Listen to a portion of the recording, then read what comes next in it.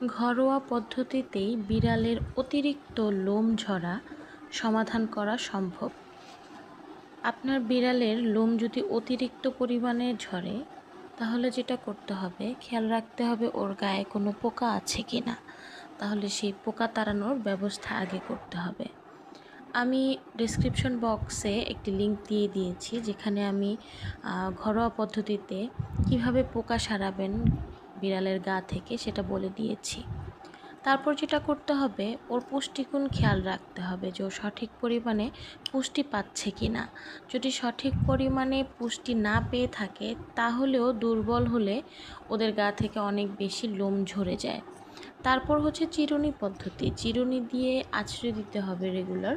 তাহলে যেটা হবে, ওর যে নরম লোমগুলো ওগুলো ঝরে যাবে এবং ওখান থেকে শক্ত লোমগুলো গজাবে।